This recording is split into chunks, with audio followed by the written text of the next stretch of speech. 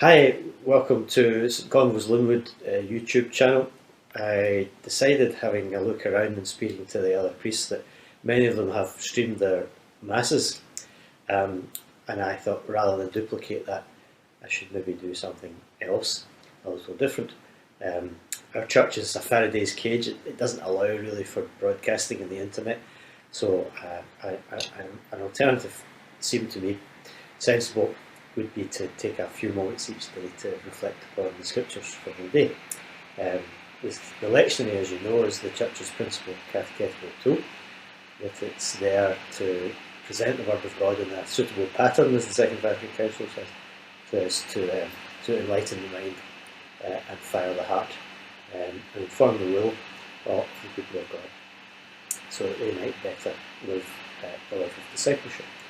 So I thought to take the scriptures of the day and just offer a brief reflection on them. And I'll start with today, the fifth Sunday in Lent. Lent, as you know, is a period of 40 days stabilised by the Church way back in the 4th century as a way of preparing people for baptism. It was for catechumens, really. But it's such a powerful season and helps us for Easter. Everybody in the Church gets to celebrate Lent now.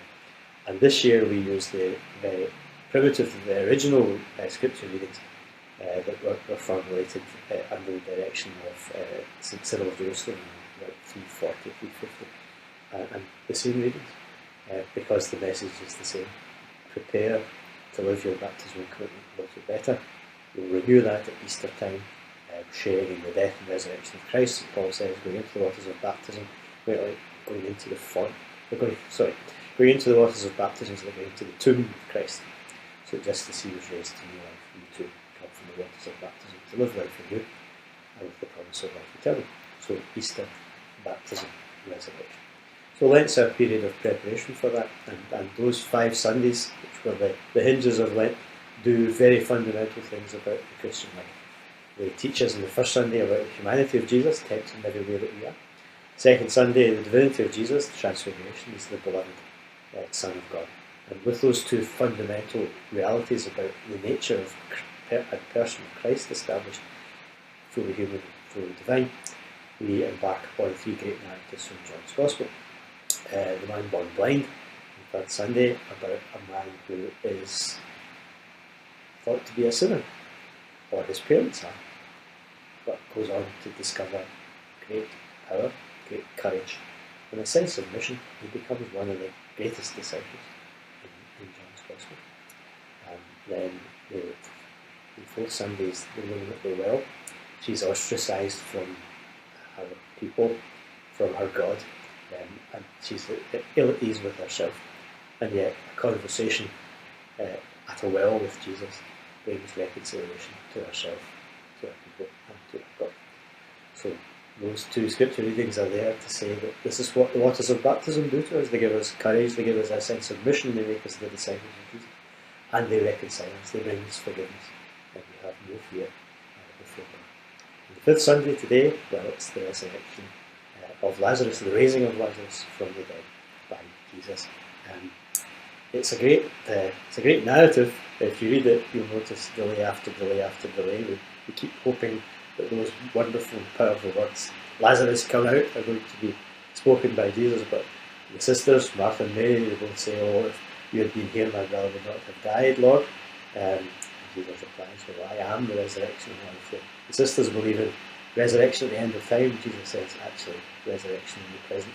So it's a good message for us at the moment, because we're surrounded by the fear of death. I think this virus affects us all. It's frightening, and the Lord calls us from our tombs. If we've entombed ourselves in anxiety and in fear, hear the voice of the Lord. Come out, live, embrace your life, with the constraints, of course, that common sense and the government regulation and lockdown propose to us. We self-isolate as required, and we keep our distance as required. But we're called to life and live. And I think while we're queuing up to get into Tesco's or Aldi, a little smile, an affirmation and encouragement is a powerful thing. to offer people. I'm going to predominantly speak week to week, weekdays about the first reading as I do at Mass, as those of you who are here on a weekday will know, because I think usually the Gospel is fairly obvious, but the first reading is sometimes a little opaque. And the first reading today, fifth Sunday of Lent, is from the prophet Ezekiel. He's a priest and a prophet. He's been exiled himself along with the other leading members of the land of Israel. And there's a sense of disjointedness and a sense of anxiety in them too. There's no temple, there's no land, there's no sense of being the people of God. There's a lack of awareness even of what covenant means.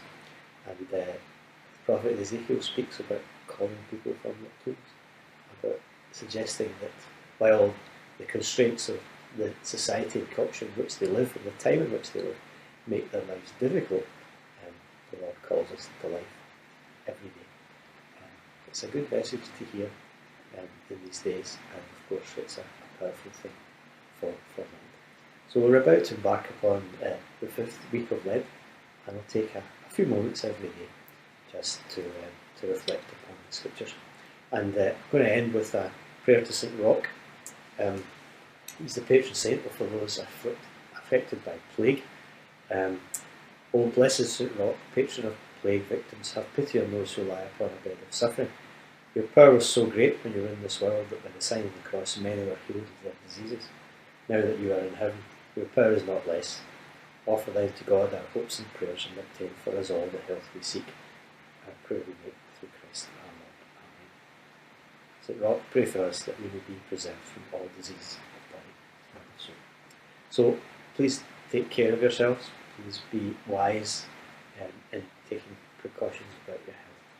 And please look out for your neighbours, your friends, and those who might require your help. Goodbye.